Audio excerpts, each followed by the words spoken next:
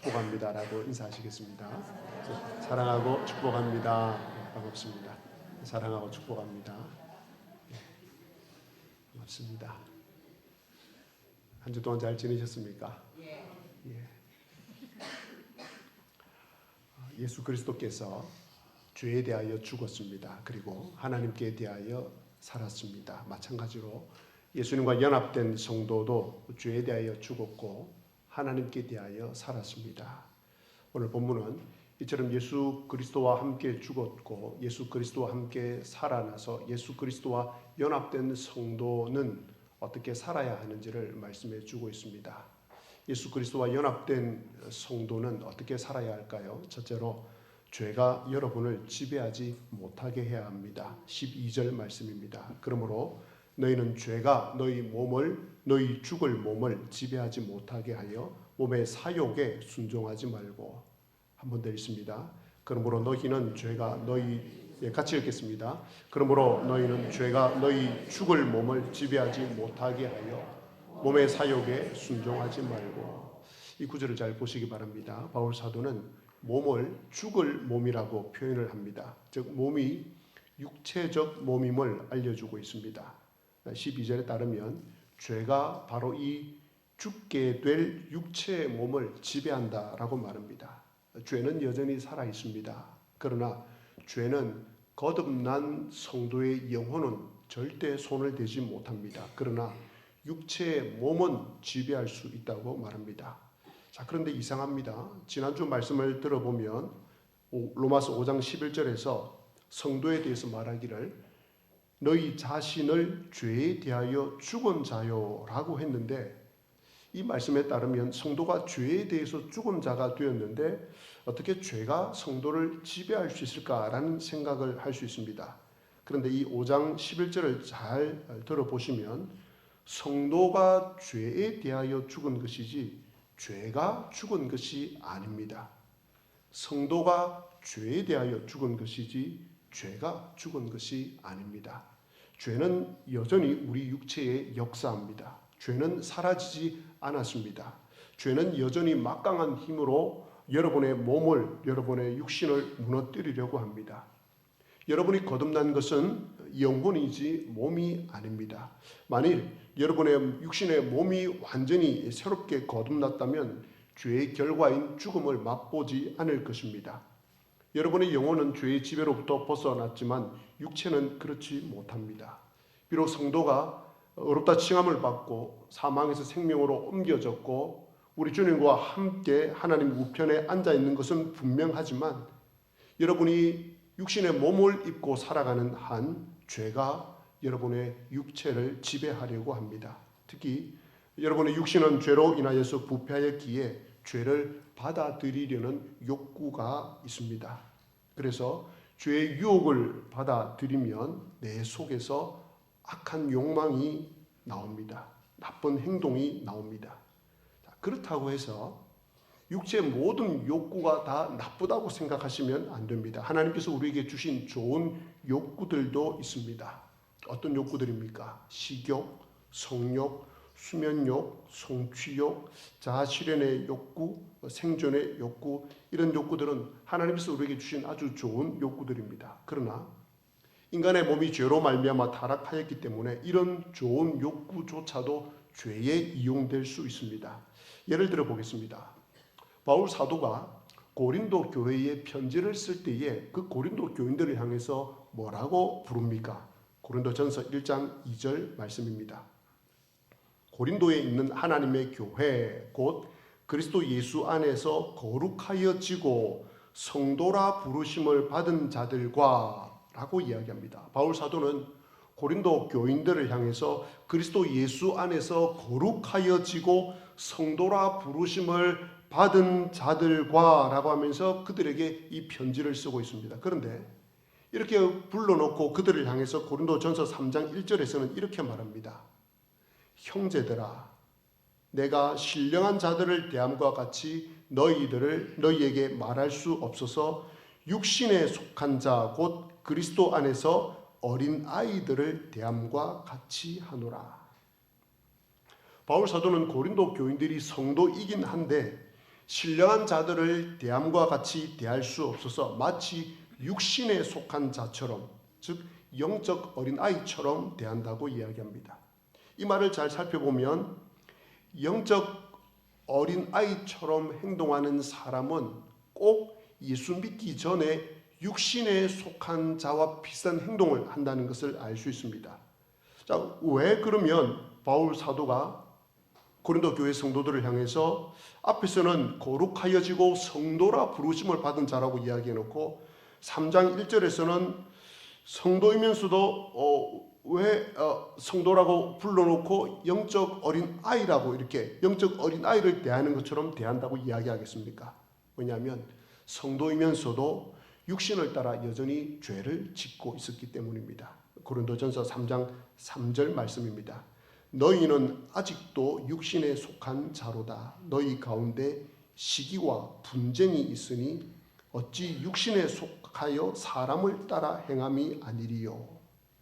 고린도 교회 안에 시기와 분쟁이 있었고 그뿐만 아니라 음행이 있었고 세상 법정에 교회 문제를 송사하여서 재판을 하여 교회를 어지럽게 했고 결혼과 이혼을 함부로 했고 우상을 숭배했고 우상의 재물과 관련하여서 서로 시기하고 분쟁하였고 은사로 인하여서 서로 시기하고 분쟁하는 일들이 많이 있었습니다. 이 시기와 분쟁이 어느 정도였으면 마치 육신에 속한 자처럼 아주 영적 어린 아이처럼 그렇게 행동을 했습니다. 자, 그러면 또 에베소 교회도 한번 보겠습니다. 바울이 에베소 교회 성도들에게 편지를 쓰면서 4장에서 이렇게 말합니다.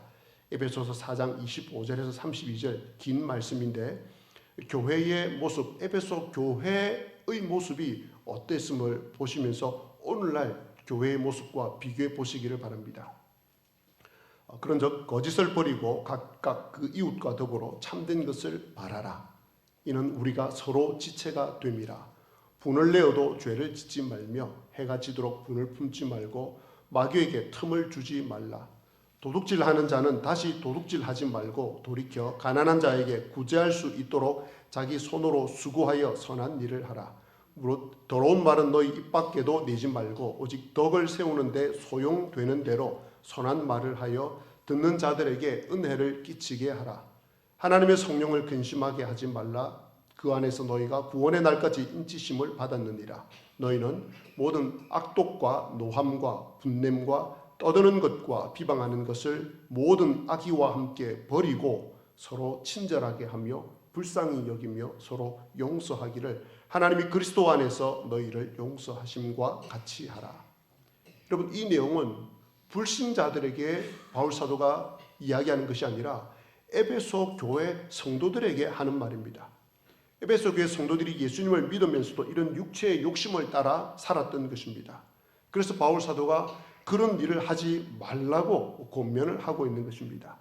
27절을 보시면 마귀에게 틈을 주지 말라고 합니다. 무슨 말입니까? 에베소 교회 교인들이 향했던 그 모든 죄들은 마귀가 한 것이고 성도들이 그 마귀에게 틈을 주었기 때문입니다. 오늘 말씀대로 하면 죄가 내 몸을, 마귀가 내 육신을 지배하도록 허락한 것입니다. 여기 몸이라는 것은 손과 발을 포함하여서 재능, 내 성향, 내 감정, 내 이성 등 정신적인 영역까지 다 포함을 합니다. 죄는, 그리고 마귀는 여러분의 눈에 보아서는 안 될 것을 보게 하고 여러분이 가서는 안 될 곳을 가게 하고 말해서는 안 될 것을 말하게 하고 손과 발이 해서는 안 될 것을 하게 합니다. 또한 여러분의 상상력과 이성과 기질과 성향, 생각을 지배하여서 죄를 짓게 합니다. 마귀는 여러분의 가장 연약한 부분을 잘 알고 있습니다. 치명적인 약점도 잘 알고 있습니다. 여러분의 어디를 건드리면 유혹을 잘 받는지도 알고 있습니다. 실제로 그래서 그 약한 부분, 약점을 아주 치밀하게 준비하여서 조금씩 무너뜨립니다. 만일 여러분들이 고린도 교회 성도들처럼 에베소 교회 성도들처럼 마귀에게 틈을 주면 죄를 짓게 됩니다. 여러분이 죄를 지었다면 마귀에게 여러분 자신을 내어준 것입니다. 이처럼 예수님을 잘 믿어도 죄에 빠질 수 있다는 사실을 우리는 명심해야 합니다. 죄가 여전히 강력한 힘으로 우리 육신을 죄에 넘어지게 하려고 하기 때문입니다. 자, 그렇다고 해서 이 사실을 가지고 죄에 빠진 것에 대해서 핑계거리로 삼으면 안 되겠습니다. 죄가 육신으로 하여금 죄를 짓게 하고 마귀가 내 육신으로 하여금 죄를 짓게 해서 내가 넘어질 수밖에 없었습니다. 라고 아주 쉽게 넘어가면 안 됩니다. 어쩔 수 없었어요. 라는 핑계로 삼으면 안 됩니다. 만약 오늘 본문을 그렇게 생각하는 사람이 혹 있다면 그분은 여전히 죄의 종로로 타는 사람입니다. 이 말씀의 의도는 여러분이 잘 아실 것입니다. 죄가 여전히 강력하게 성도를 공격하니, 성도의 죽을 몸인 그 육신을 공격하니, 그래서 죄에 빠질 수 있으니 이것을 미리 알려주고 있으니 조심하라는 것입니다. 경각심을 가지라는 것입니다. 마귀를 조심하라는 것입니다. 그래서 바울 사도는 죄가 여러분의 몸을 지배하도록 놔두면, 여러분이 마귀에게 틈을 주면 여러분의 몸이 불의를 위한 무기가 된다고 이야기합니다. 그래서 여러분의 몸을 불의의 무기로 죄에게 내주지 말라고 강력하게 권면합니다. 13절입니다. 또한 너희 지체를 불의의 무기로 죄에게 내주지 말고. 사랑하는 교회 여러분, 그러므로 죄에 대하여 죽은 성도는 죄가 육체를 지배하는 것에 대해서 저항해야 합니다. 죄가 자신의 육체의 몸을 지배하지 못하도록 해야 합니다. 몸의 정욕에 굴복되는 일이 없도록 노력해야 합니다. 성도는 하나님의 통치를 받는 사람이 되었기 때문에 마귀의 통치에 대항해야 합니다. 여러분의 말과 여러분의 행동이 불의의 무기로 사용되지 않도록 조심하고 또 조심하고 노력해야 합니다. 그러나 여러분의 몸을 불의의 무기로 내주지 않는 것으로 만족하면 안 됩니다. 그것은 죄를 짓지 않기 위한 소극적인 방법입니다. 죄를 이기기 위해서는 한 걸음 더 나아가야 합니다. 죄의 종에서 의의 종이 된 성도는 더 적극적으로 행동해야 합니다. 그것이 무엇입니까? 13절 하반절입니다. 오직 너희 자신을 죽은 자 가운데서 다시 살아난 자같이 하나님께 드리며 너희 지체를 의의 무기로 하나님께 드리라. 이것이 예수 그리스도와 연합된 성도가 취해야 될 두 번째 삶의 자세입니다. 성도는 자신의 몸을 불의의 무기로 드리지 않는 수준에서 머물러서는 안 됩니다. 자신의 몸을 의의 무기로 하나님께 드려야 합니다. 13절을 잘 보시면 바울 사도는 성도가 자신의 육체를 의의 무기로 하나님께 드려야 되는 이유, 근거를 밝혀주고 있습니다. 오직 너희 자신을 죽은 자 가운데서 다시 살아난 자 같이. 이것이 근거입니다. 예수님과 합하여 죄에 대하여서 죽고 예수님과 합하여 다시 살아나서 새로운 사람이 되었기 때문에 그렇게 죄의 종에서 의의 종이 된 사람은 마땅히 자신의 육체를 의의 무기로 하나님께 드려야 한다는 것입니다. 그러면 죄가 여러분을 주장하지 못한다고 말씀합니다. 13절과 14절 말씀입니다. 너희 지체를 의의 무기로 하나님께 드리라. 그러면 죄가 너희를 주장하지 못하리니 라고 말입니다. 여러분들께서 가만히 있으면 죄가 여러분을 지배합니다. 마귀가 여러분을 무너뜨립니다. 그러니 여러분의 육신을 적극적으로 의의 무기로 드리시기 바랍니다. 죄를 안 지으려고 노력하는 것보다 하나님을 위해 여러분의 몸과 마음과 시간과 감정 이 모든 것을 드리려고 노력하시기를 바랍니다.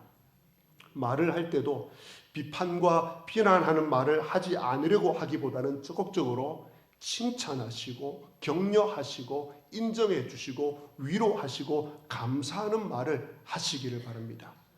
나의 의식주 문제를 해결하기 위해서 열심히 사는 것에 목표를 두지 마시고 다른 사람을 돕고 살리는 것을 목표로 하여서 열심히 일하시기 바랍니다. 교회에 출석하는 것으로 만족하지 마시고 교회를 위해, 성도를 위해, 복음을 위해, 하나님을 위해 헌신하려고 노력하시기 바랍니다. 그것이 우리 몸을 의의 무기로 드리는 것입니다. 돈을 많이 벌고 계시는 한 분이 저에게 어떻게 하면 돈이 모아지는지를 이야기해 주더라고요. 귀가 솔깃하더라고요. 돈이 어떻게 모아지는지 아십니까? 글쎄요. 그랬더니 돈을 쓸 시간이 없으면 돈이 모아진다고 이야기합니다. 여러분, 어떻게 하면 의의 무기로 여러분 자신을 하나님께 드릴 수 있는지 아십니까? 죄를 지을 시간이 없어야 합니다. 화요일에는 전도팀에 나와서 열심히 전도하고, 수요일에는 수요 기도에 나와서 열심히 기도하고, 목요일에는 제자훈련에 나와서 열심히 제자훈련 받고, 금요일에는 중보기도팀에 나와서 열심히 기도하고, 토요일에는 성가대 연습에 나와서 열심히 성가 연습하고, 주일에는 주일학교 교사로 헌신하고, 차량 봉사로 헌신하고, 안내로 헌신하고, 주방에서 음식 준비하는 것으로 헌신하고, 또 성가대를 위해서 주일에 연습을 하는 일로 헌신해 보십시오. 아멘을 하실 줄 알았는데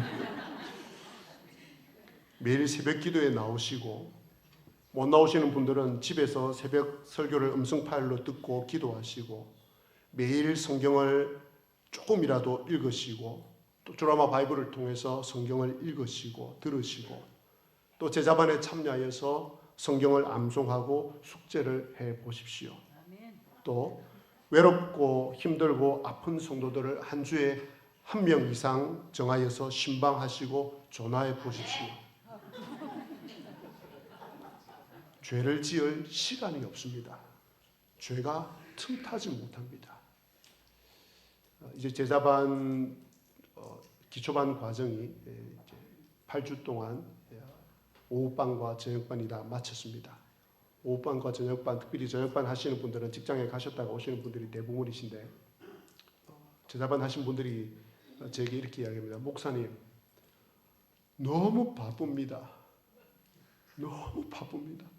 숙제하랴, 암송하랴, 성경 요약하랴, 너무 바쁩니다. 죄를 지을 시간이 없어서, 죄가 틈을 탈 시간이 없어서 삶이 하나님 앞에 의의 무기로 드려질 수밖에 없는 것입니다. 또한 고린도후서 8장 3절 말씀대로 힘대로, 힘에 지나도록 헌금을 해 보시기 바랍니다.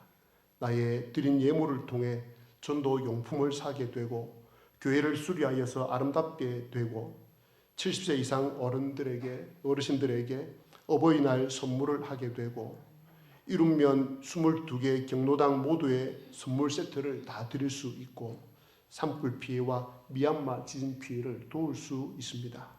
또 선교 헌금을 많이 해 보십시오. 개척교회 목사님들이 살아나고 그 지역이 살아나고, 선교사님들의 사역이 살아나고, 열방이 주께로 돌아오고 영혼들이 주께로 돌아옵니다. 그러면 여러분에게 하나님의 은혜가 넘쳐납니다. 그러면 죄가 여러분을 주관하지 못합니다. 자, 그럴진데 이 은혜를 받을 수 있는 창구를, 통로를 우리는 많이 만들어 놓아야 합니다. 은혜를 받을 수 있는 일들을 많이 하셔야 합니다. 하나님을 위한 일, 하나님의 영광을 위한 일, 하나님을 기쁘시게 할 수 있는 일이 무엇인지를 생각해 보시기를 바랍니다. 그리고 그것을 실천에 옮기시기 바랍니다. 그러면 은혜가 넘칠 것입니다. 여러분 여러분 아시지 않습니까? 신앙생활 하는 데 있어서 또 신앙으로 내 삶을 살아나는 데 있어서 은혜 받으면 다 해결됩니다. 하나님의 은혜가 임하면 갑자기 삼손이 되고 헤라클레스가 될 정도로 놀라운 마음의 힘과 능력이 우리에게 부어집니다. 그런데 많은 교우들이 그것을 알고 은혜를 주옵소서라고 늘 기도를 합니다. 그런데 여러분 그렇게 하면 은혜가 임할 수도 있지만 오늘 말씀해 보십시오. 은혜를 주옵소서가 아니라 은혜를 받을 수 있는 삶을 살아야 합니다. 내 자신을 의의 병기로 적극적으로 들여보시기를 바랍니다. 그러면 그 일들을 통해서 은혜가 내게 임합니다.